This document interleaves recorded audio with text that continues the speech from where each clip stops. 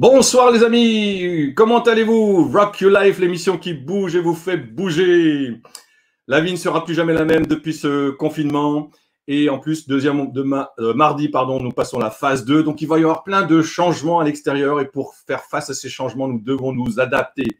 Et si nous voulons vraiment réussir à nous en sortir, non seulement nous devons nous adapter, mais nous devons nous transformer. La transformation, ça vient de l'intérieur de soi, alors que le changement vient de l'extérieur. Et pour vous y aider, Rock Your Life, l'émission qui bouge et vous fait bouger. Et pour ce soir, comme tous les soirs, un thème, un invité et un message. Eh bien, le thème ce soir, c'est comment avoir une oreille attentive. C'est-à-dire comment développer son écoute. Parce que ma conviction, c'est que les principaux problèmes de ce monde sont tous liés à une chose, un problème d'écoute. Oui, c'est ça ma thèse, c'est que nous avons vraiment, les principaux problèmes viennent de là. D'ailleurs, la preuve, si on regarde un peu la nature, elle a commencé de nouveau à vivre, la faune et la flore a commencé à revivre pendant ce confinement. Eh bien, chers amis, parce que nous voulons tous être écoutés, nous voulons tous être compris, et bien, moi aussi, je veux être écouté, je veux être compris. Donc, j'ai décidé ce soir de m'inviter moi-même. Oui, l'invité, c'est moi. Et oui, l'émission étant donc plus longue ce soir, oui, parce que je m'invite, vous voyez, non seulement je me prends la permission d'être plus longue, et vous aurez le temps de poser des questions, nous aurons le temps d'y répondre, nous aurons le temps de vous écouter. Quand je dis nous, c'est que ce soir, eh bien sûr, il y a toujours le coach Christine Andry, mais cette fois-ci, elle ne sera pas là en tant que coach, mais ça va être la personne qui va m'interviewer. Alors, on va tout de suite accueillir Christine Andry. Bonsoir Christine. Bonsoir Francis, comment vas-tu? Eh bien, je te laisse les rênes pour interviewer. C'est toi qui décides maintenant comment ça se passe. Alors en premier, eh bien déjà, je voulais te remercier. Aujourd'hui, c'est ma 15e émission avec toi. Et merci pour ce cadeau que tu me fais de changer de rôle. Et ça me fait plaisir d'être dans ce rôle d'interviewer. Et particulièrement de t'interviewer toi en premier. Alors, donc, attends, j'ai oublié une chose. Comme je ne suis plus l'intervieweur, il faut que je change de casquette. Hein. Exactement. Je t'écoute. Exactement. Donc, la première question que je voudrais te poser, pourquoi ce thème? Alors, pourquoi ce thème? Je l'ai déjà dit en introduction, mais comme personne n'écoute, il faut le répéter. Hein. Ma conviction profonde, c'est que je pense que c'est la solution à beaucoup de problèmes dans ce monde, que ce soit des problèmes personnels, des problèmes relationnels, des problèmes dans une société, de familiale, et ainsi de suite. C'est un problème d'écoute. Donc, et c'est pour ça que ce sujet me tient à cœur. Mais comment t'es venu ce thème, hein? Quelle idée? Comment t'es venue cette idée de parler d'aujourd'hui d'une oreille attentive, hein? Alors, il y a deux choses. D'une part, nous en avons parlé ensemble, toi et moi, et puis on a dit, tiens, ce serait pas mal d'aborder ce sujet-là. Mais en ce qui me concerne, ce thème, il est un peu plus ancien, et je pense qu'en préparant cette émission, il m'est revenu une anecdote quand j'avais 14 ans. Et à 14 ans, je suis parti de chez moi, de mon Alsace profonde, pour aller dans une ville un peu plus grande, pour aller au collège technique. Aujourd'hui, on appelle ça un lycée. Et donc, j'étais interne pendant toute une semaine. Et mon père me donne un conseil en partant. Il me dit, si j'ai un conseil à te donner, c'est d'écouter. Donc, il m'a donné un très bon conseil. Ce qui fait que dans les 2 semaines qui ont suivi, eh bien, j'ai essayé d'écouter. Mais je ne sais pas comment c'est écouter, comment faire pour écouter. Et je me rappelle un jour, il y a un prof technique, j'étais là en train d'écouter ses conseils et je le regardais tellement qu'à un moment donné, il me dit « Mais qu'est-ce que tu as à me regarder comme ça ?» Et là, je me fais rabrouer, je me dis « Ouh, mon père m'a dit d'écouter, là j'essaie d'écouter et je me fais rabrouer. » Voilà la première anecdote qui m'est restée, qui m'est revenue. Et c'est vrai que nous n'avons jamais appris à écouter. Et qu'est-ce que ça a provoqué en toi à ce moment-là? Eh bien, à ce moment-là, si je me remets à ce moment-là, aujourd'hui, avec le recul, forcément, je peux dire ce que ça a dû provoquer. Sans doute de la frustration, de la gêne, voire de la colère, de l'incompréhension. Mais à l'époque, je ne connaissais pas ces mots. Déjà, le mot frustration, il n'était pas dans mon vocabulaire à l'époque, tu vois. D'accord, ok. Est-ce que, en fait, du coup, avec le temps ayant passé, tu as pu voir qu'il y avait un bénéfice à l'écoute, hein? Et quel bénéfice? Alors, oui, alors pour ça, j'aimerais bien te citer si je le retrouve d'ailleurs, je ne le retrouve plus, mon ami Léonard de Vinci, qui dit que savoir écouter, c'est posséder à la fois le sien et le cerveau des autres. Donc, il y a des bénéfices à écouter. Mais ce qu'il faut voir, c'est que, OK, j'en suis pas arrivé là comme ça du jour au lendemain. Donc ça, c'était à 14 ans, il y avait ma psychanalyse, là, je le fais devant tout le monde. Et 20 ans plus tard, quand j'avais 34 ans, 35 ans presque, eh bien, du coup, j'ai eu une révélation qui est de changer de métier, de passer d'un métier de scientifique à un métier de communication et relations humaines. Et donc là, j'ai suivi des formations, souvent en week-end aussi, et c'est seulement quelques années plus tard, je me suis rendu compte que pourquoi j'aimais bien ces week-ends, parce que pendant ces week-ends, on faisait des exercices à 3, en sous-groupe, et chacun à tour de rôle était la personne qui posait des questions, l'autre qui répondait, qui était la personne qui travaillait le sujet, et puis il y avait une troisième personne qui était l'observateur. Et c'est seulement après que je me suis rendu compte que ce que j'aimais bien dans cet exercice, c'est que j'avais des moments où on m'écoutait. D'accord. La qualité de l'écoute, si j'en crois, n'est pas aussi simple que ça. Et donc, après avoir fait ces stages, tu as dû en tirer des conclusions ou des astuces. Comment écouter? Oui, alors ça, c'est toute la question, c'est comment écouter. Parce que dire à quelqu'un, il faut écouter, mais oui, d'accord, c'est bien. Mais comment, hein, la question, c'est comment faire concrètement. Eh bien, rappelle-toi ce professeur, quand j'avais 14 ans, qui m'a rabroué, hein, je lui en veux pas, c'était comme ça à l'époque. En fait, il a sûrement dû émettre un jugement en ne comprenant pas que j'ai un regard comme ça. Je ne sais pas, mon regard il était peut-être bête, peu importe, mais en tout cas, il a dû porter un jugement sur mon regard qui fait qu'il a eu une réaction pour dire qu'est-ce que tu fais à me regarder comme ça? Et je crois que le premier frein à notre écoute, c'est notre jugement. C'est la difficulté et alors, j'aime bien cette citation en allemand, on dit la première impression est importante, la deuxième détient la vérité. Ce que ça veut dire, c'est que nous avons tous un jugement, nous portons un jugement sur ce que nous voyons, sur ce que nous entendons. Peut-être que tout le monde, les auditeurs ce soir, portent un jugement sur ce que nous disons, notre échange, et c'est normal. Sauf que si nous nous arrêtons là, nous ne sommes pas vraiment de l'écoute et dans la découverte. Donc, il faut aller un peu plus loin. Donc, c'est pour ça, je vais vous demander, chers auditeurs, chers amis qui regardez ce live, eh bien, la chose la plus difficile au monde, c'est mettez vos jugements de côté. Faites votre avis à la fin de cette émission, mais en attendant, cherchez juste à comprendre. Si je t'entends bien, une expression très courante que tout le monde écoute, que tout le monde utilise, hein, en fait, et je t'écoute très bien ce soir. La première, c'est donc de ne pas faire de jugement. Mais est-ce que tu aurais quelque chose d'autre à partager? Alors, de pas s'arrêter à ces jugements, hein. On est bien d'accord, parce que c'est inévitable de porter des jugements. Tout être humain porte un jugement. Oui, alors après, la deuxième étape pour être dans cette écoute, c'est d'être curieux. Curieux, alors, là aussi, curieux comment? Curieux comment? Là aussi, la curiosité, c'est comment être curieux. Pour écouter quelqu'un, il faut s'intéresser à l'autre. J'avais appris ça donc aussi il y a 25 ans, un quart de siècle, tu te rends compte, de s'intéresser à l'autre. Mais comment on s'intéresse à l'autre? En posant des questions et en posant des bonnes questions. Et quelles sont à ce moment-là les bonnes questions? Eh bien, je ne sais pas si tu le sais, ou j'espère que tu le sais. Enfin, je pense que tu sais qu'il y a 2 types de questions. Oui, il y a 2 types de questions, je l'ai appris. Même avec toi. Tu as appris ça avec moi. Mais, oui, il y a 2 types de questions. Il y a des questions qu'on appelle des questions ouvertes et il y a des questions fermées. Alors, une question fermée, la réponse, c'est oui ou non. C'est-à-dire que si je te dis, as-tu soif, par exemple, tu vois? Là, c'est peut-être une projection de moi en me disant, tiens, si on allait boire quelque chose, tu vois. Alors, et la réponse que j'espère, ce serait, oui, allez, on va boire le champagne. Donc, la réponse est oui ou non. Alors qu'une question ouverte, elle est plus pour découvrir quelque chose sur l'autre, savoir ce qui le préoccupe en ce moment ou ce qui l'intéresse en ce moment. D'accord.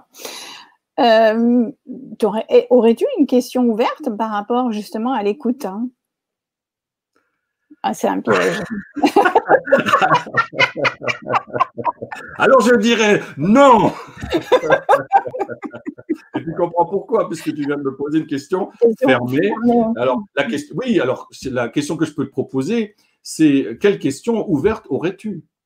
Voilà, Parfait. c'est la même question. La différence, c'est que, oui, très souvent dans notre langage, dans notre quotidien, nous n'avons pas forcément appris à faire cette distinction entre questions ouvertes et questions fermées. Et si chaque question fermée peut se transformer en question ouverte.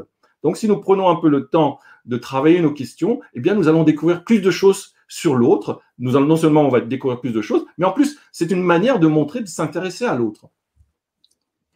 Parfait. Donc, si je résume, le premier point, ben, c'était le jugement ou le non-jugement. Le deuxième, c'était le questionnement et la curiosité. Est-ce qu'il y aurait un troisième point aussi qui serait important dans le cadre de l'écoute? Bien sûr, il y a un troisième point, hein, parce que moi, tu sais que le nombre 3 m'est cher, et puis en allemand, il y a un dicton qui dit « toutes les bonnes choses vont par 3 ». En français, on dit jamais 203, mais voilà, j'aime bien du coup, de mes origines alsaciennes, germanophones. Voilà. Oui, le troisième point, c'est quand, une fois qu'on a posé cette question, ouverte de préférence, Oui, c'est pas fermé. c'est de laisser l'autre parler, de garder le silence. Mais il y a 3 freins. Encore une fois, il y en a 3 cette fois-ci. 3 freins qui fait qu'on a du mal à écouter l'autre. Parce que quand on pose une question dans notre quotidien, souvent on pose des questions, quelle que soit la raison, le motif pourquoi on pose la question, mais souvent on a une certaine idée de la réponse. Et comme on a une certaine idée de la réponse, eh bien, si l'autre ne répond pas tout de suite, ou si l'autre n'est pas clair dans sa réponse, on a envie de répondre à sa place. Et comme on a envie de répondre à sa place, on n'est pas vraiment dans l'écoute. Parfois, on tombe juste, parfois non. À qui ça n'arrive pas tout le temps d'avoir envie de répondre à la place de l'autre. Voilà, voilà. Et on le voit beaucoup dans les débats télévisés politiques, par exemple. Là, c'est une autre raison. Ça, c'est le premier point. Donc, le premier point, déjà, on a une idée de la réponse, mais malheureusement, cette idée risque de nous fausser, de ne pas découvrir autre chose. La deuxième chose, c'est que parfois, quand il y a une personne qui répond, il y a des personnes qui sont rapides dans la réponse, il y en a d'autres qui mettent du temps. Et là, on n'a pas forcément la patience d'écouter jusqu'au bout. Tu vois? Donc, le deuxième frein, et comme on n'a pas de patience, on va interrompre la personne. D'accord. Et tu devrais dire, il y a encore une troisième au moins, puisque tu m'as dit que la 3. Mais je pense que tu vas nous donner la troisième. Mais je vois que tu écoutes bien, tu gardes le silence. Ben, je respectais la consigne, en fait, qui était d'écouter et d'attendre la réponse. Oui, alors la troisième raison, c'est que quand nous écoutons quelqu'un et quand cette personne dit quelque chose qui ne nous convient pas, quelque chose un mot, une phrase dont on n'est pas d'accord, eh bien, on va s'arrêter à ce mot-là. Soit on laisse parler l'autre jusqu'au bout et on attend pour donner notre avis sur ce qu'elle a dit juste avant, soit on l'interrompt puisqu'on n'est pas d'accord. Et c'est bien ça, c'est la troisième difficulté de l'écoute, c'est comme un caillou dans une chaussure, hein. Quand vous avez un caillou dans une chaussure, il vous préoccupe tellement qu'il fait que peu importe ce qui se passe autour de vous, la première chose à faire, c'est d'enlever le caillou. Eh bien, c'est un peu pareil, notre écoute, c'est que quand il y a quelque chose, une idée qu'exprimait notre interlocuteur sur laquelle on n'est pas d'accord, eh bien, on a envie de l'interrompre, on a envie de lui dire, mais là, tu te trompes. Donc, ça veut dire que écouter, ça veut dire laisser parler l'autre, qu'on soit d'accord avec lui ou non, mais le laisser parler jusqu'au bout. J'aime bien cette citation de Stephen Covey, un consultant américain, conférencier, qui dit « Cherchez d'abord à comprendre avant de vouloir être compris ». Excellent, excellent. Oh, merci. Mais là, en fait, on parle d'écouter les autres, on ne parle que d'écouter les autres, mais qu'en est-il de l'écoute de soi? C'est quelque chose qu'on entend très souvent en ce moment, l'écoute de soi. Oui, tu as raison, et c'est la 3e semaine que je fais cette émission sous format interview, et tu participes en tant que regard du coach. Et nous avons eu différents intervenants sur le burn-out, sur la résilience, sur les conflits, et souvent ça revenait aussi à cette notion d'être capable de s'écouter, prendre soin de soi. Et oui, alors écouter l'autre, c'est un aspect de l'écoute, mais il y a aussi cette écoute de soi. Et ça aussi, nous n'avons pas forcément appris à écouter. Pourquoi? Il y a toujours le même problème de l'écoute de soi, c'est que quand nous vivons quelque chose, une expérience personnelle, quelle qu'elle soit, nous portons nous-mêmes un jugement sur nous. On est de nouveau dans ce côté cérébral, et qui fait que ce jugement est une barrière à l'écoute. Alors que quand on doit s'écouter soi-même, on doit passer du jugement, de l'intellect, au niveau du ressenti, au niveau de l'émotion et des sentiments qui sont en nous. D'accord. Donc ça, c'est le jugement revient aussi dans l'écoute de soi. Donc c'est Enlever le jugement. Enlever le jugement, pardon. Oui, oui. Alors, en fait, est-ce que s'écouter, ce n'est pas égoïste, hein? Alors, oui, on pourrait juger ça, c'est un jugement. Hein, est-ce que c'est égoïste? Alors, ce que je pourrais dire, c'est que d'abord, s'écouter, ça veut dire c'est mieux se comprendre et se respecter.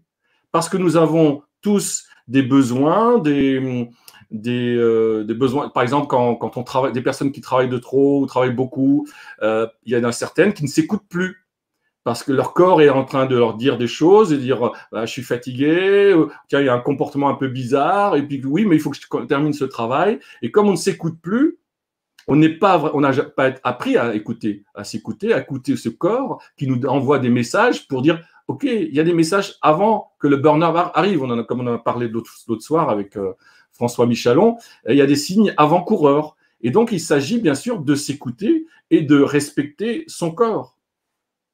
Donc, ta recommandation, c'est d'abord de commencer par s'écouter de soi avant d'écouter les autres. Ah, j'ai pas forcément dit ça. J'ai pas forcément dit ça. Eh bien, c'est bien ça la difficulté, c'est que selon les situations, eh bien, parfois il faut écouter soi, parfois il faut écouter l'autre.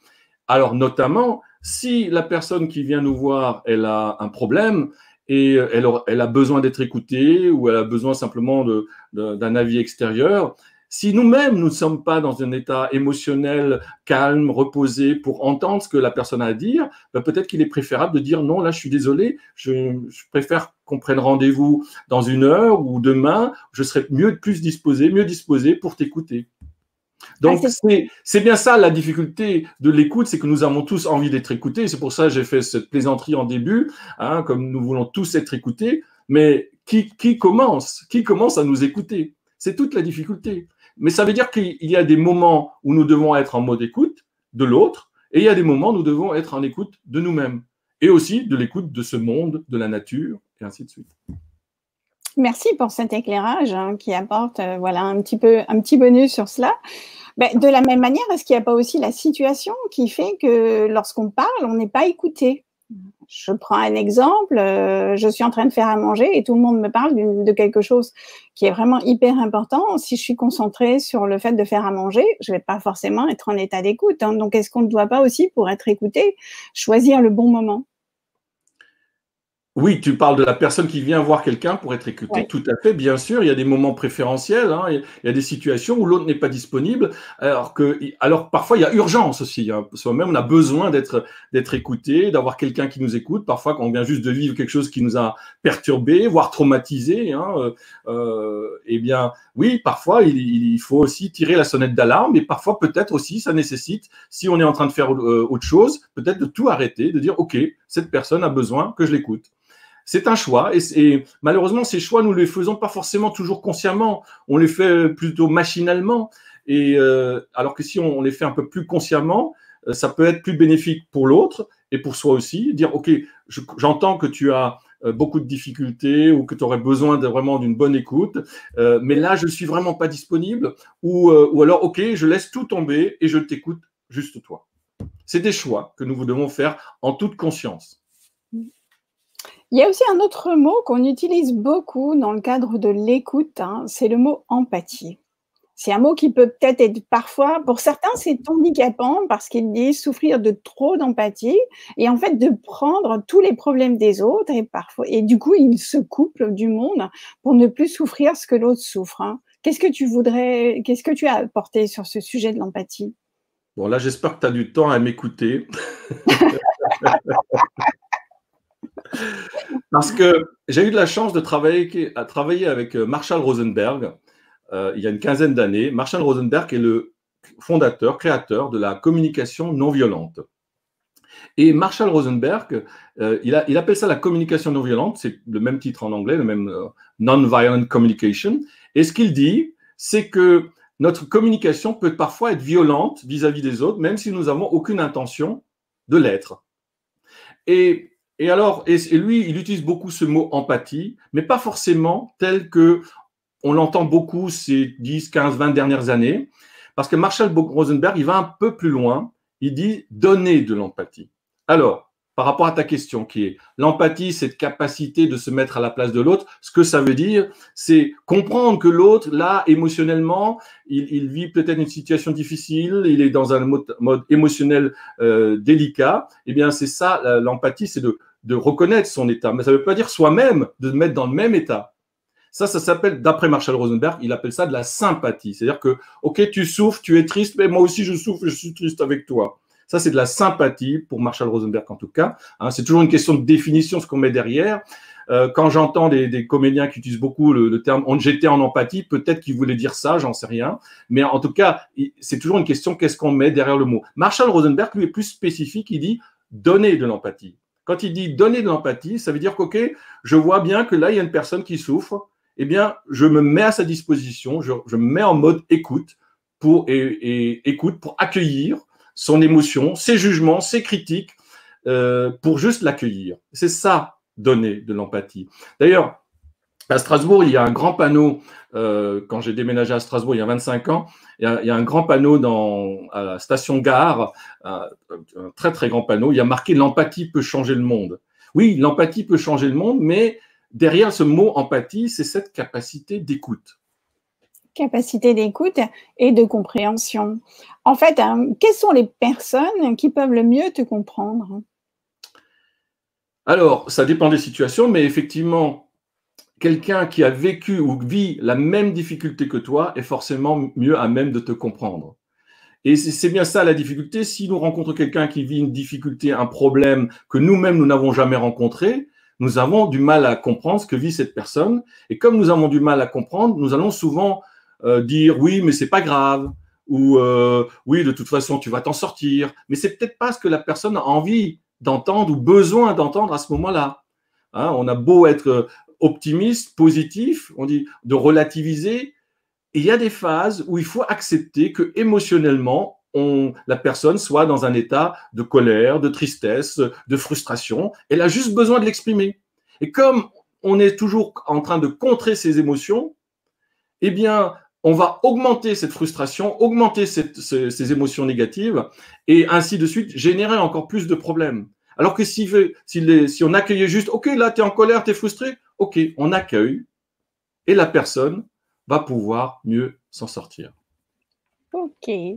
Donc là, on a vu l'écoute chez les autres, hein, l'écoute de soi. Est-ce qu'il y aurait encore une autre écoute que tu voudrais évoquer avec nous ce soir?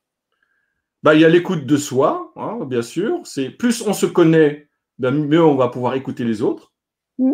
Et il y a l'écoute des autres. Et je pense que nous avons tous besoin des moments d'écoute. Et il y a aussi l'écoute de ce monde, de la nature qui nous environne. Et je crois qu'elle a bien profité ces derniers temps puisqu'on a un peu écouté, puisqu'on a pris soin d'elle en la laissant vivre telle qu'elle avait envie de se développer. C'est vrai que, pardon, ça nous a donné pendant ces 2 mois de confinement, on a tous pu profiter et écouter et de voir les différences, hein, écouter les différences de cette nature. Est-ce que maintenant, on pourrait peut-être écouter les questions?